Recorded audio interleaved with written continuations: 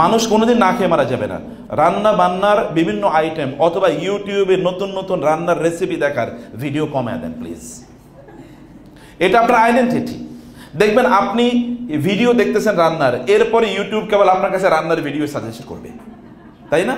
Facebook আপনার কাছে কেবল রান্নার বিভিন্ন ধরনের ছবি পাঠাবে অথবা রান্নার বিভিন্ন ধরনের জিনিস পাঠাবে। এটা ও আপনার লাইকটা বুঝে গেছে, আপনি কোনটা পছন্দ করেন বুঝে গেছে। তাহলে এইটা যদি ফেসবুক বা সোশ্যাল মিডিয়ার অ্যালগরিদম যদি বুঝে যে আপনি কোনটা পছন্দ করেন, ফেরেশতাদেরকে আপনি একটা অ্যালগরিদম দিয়ে দেন না যে ফেরেশতারা বুঝে যে উনি এটা পছন্দ করেন। এটাও তো আপনার পক্ষে একটা বিশাল এভিডেন্স। ফেরেশতা তো আপনার পক্ষে এভিডেন্স হিসেবে দাঁড়াবে কিয়ামতের দিন, অথবা আপনার বিপক্ষে দাঁড়াবে এভিডেন্স হিসেবে। এটি আপনাদের এরকম তৈরি হওয়া দরকার। সুন্দর সুন্দর কোরআন কেনা, এটা আপনাদের একটা ভালোবাসার জায়গা থাকুক। ঘরে বিভিন্ন ধরনের, আমার ঘরে অনেক ধরনের কোরআন আছে। সৌদি আরব থেকে এনেছি, বাংলাদেশ থেকে কিনেছি, আমি জানি না কতজন বোন আপনার কোরআন কিনেছেন। কিনেন, কোরআনের তাফসির কেনেন। একটা কর্নার থাকুক বাসায় যেখানে কোরআন কর্নার, এটা নাম থাকবে কোরআন কর্নার। আপনার সন্তানরা বুঝুক যে আপনারা সত্যিকার অর্থে কোরআন ভালোবাসেন, এটা তাদেরকে দেখাতে হবে। কোরআনের নতুন নতুন তাফসির, ছোট ছোট তাফসির, বড়গুলো আনার দরকার নাই। ওইটা অনেক সময় বই আমরা কিনি দেখানোর জন্য যে আমার বাসা লাইব্রেরি আছে, কিন্তু সত্যিকার অর্থে পড়ি কিনা সেটা অনেক বড় ইস্যু। এখন তো অনেক পড়া লাগে না, আল্লাহর রহমতে ইউটিউবে এখন প্রচুর পরিমাণ কন্টেন্ট পাওয়া যায়। সেই কন্টেন্টগুলো আপনারা দেখতে পারেন। ভাইদেরকে বলবো, বাবাদেরকে বলবো, সন্তানদের যদি ছেলেদেরকে হাফেজ বা আলেম বানাতে চান বা ভালো মানুষ বানাতে চান, ওদেরকে মসজিদে ধরে নিয়ে যান, ওদেরকে সাথে করে নিয়ে যান, ওদেরকে নিয়ে পড়তে বসুন, ওদেরকে দেখান যে আপনারাও কোরআনকে পড়ছেন, কোরআনকে আপনারা ফিল করছেন। কোরআন নিয়ে একটু আলোচনা করেন না। আমি সেদিন আলোচনায় একটা বই পড়ছি, আমি কোরআনের উপর তো আমি প্রচুর পরিমাণ বই পড়ি। এখনই কিন্তু আমার কাছে যে কোরআনের বই, এ দেখবেন নামই হচ্ছে আল কোরআন। এই যেইটাই থাকুক না কেন, এরকম শত শত না হাজার হাজার বই আছে।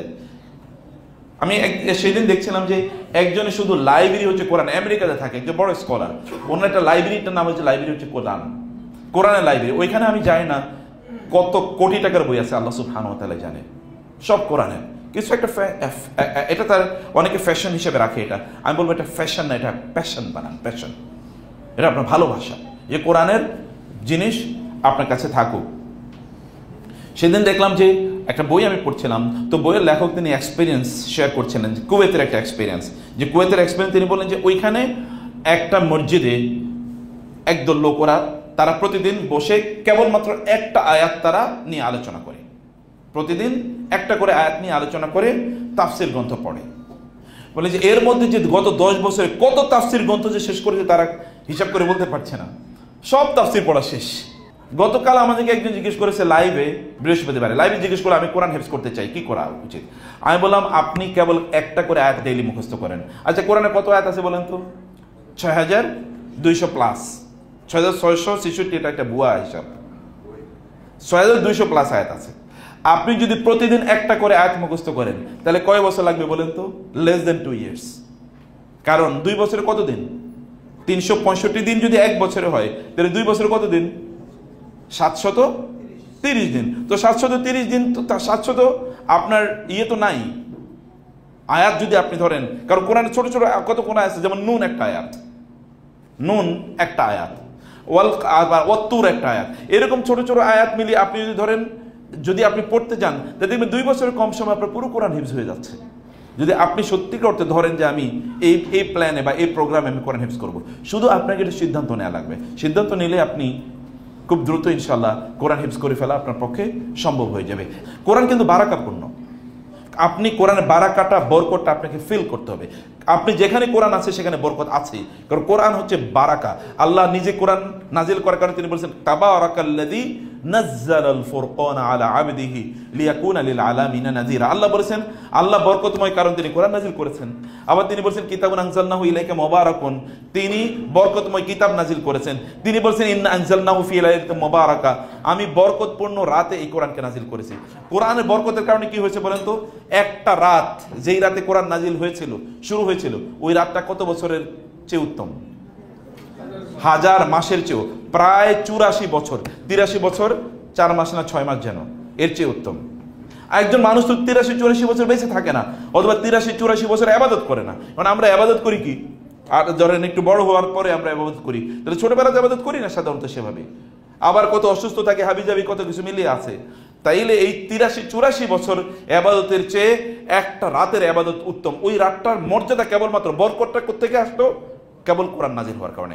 কোরআন যদি একটা রাতকে 84 বছরের মর্যাদায় উপনীত করতে পারে, আপনার সময়ের মধ্যে যদি কোরআন থাকে, আপনার লাইফস্টাইলে যদি কোরআন থাকে, আপনার ঘরে যদি কোরআন থাকে, তাহলে কেমন বরকত হতে পারে। এবং এই কারণে রাসূলুল্লাহ বলেছেন, যে ঘরে কোরআন তেলাওয়াত হয় ওই ঘর থেকে শয়তান পালায়, ফেরেশতারা ওইখানে আসে, ঘরটা প্রশস্ত হয়ে যায় এবং ঘরের বরকত বেড়ে যায়। ঘরে বরকত বেড়ে যায়, সবকিছু বরকত আপনি পাবেন। আমরা এখন বরকত পাই না। আমাদের সমস্যা হচ্ছে যে আমাদের ঘরে কোরআন নাই।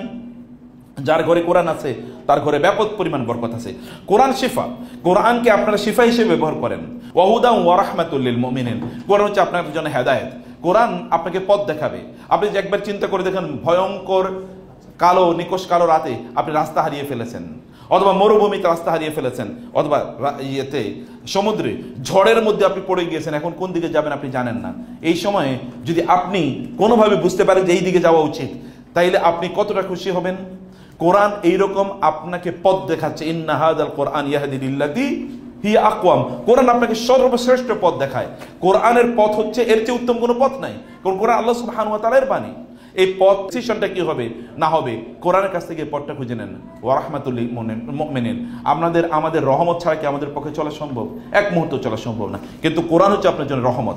কোরআন পড়েন, কোরআনের কাছে আসেন, কোরআন পড়ান, কোরআন হিফজ করেন, কোরআন আন্ডারস্ট্যান্ড করেন, দেখবেন আপনি রহমত পাবেন। এত রহমত পাবেন, কোত্থেকে এত রহমত এসে এটা আপনি হয়তো উপলব্ধি করতে পারবেন না।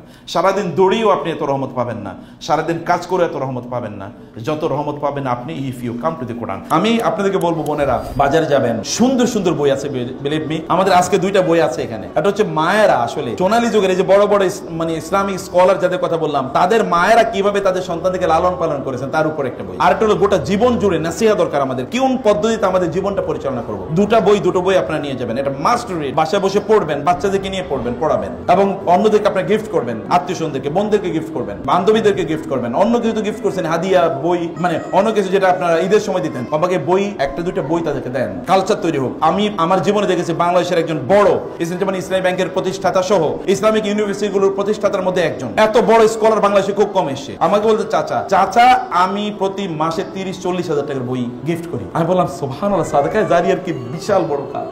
বান্ধবীদেরকে বই গিফট করেন, তাদেরকে বলেন কিভাবে তারা ভালো মানুষ হবে, আর তারা ভালো মানুষ কিভাবে বানাবে, এটা তাদের মধ্যে তৈরি করা, ওদের মধ্যে সেলফ এস্টিম তৈরি করা, বাচ্চাদের মধ্যে সেলফ এস্টিম।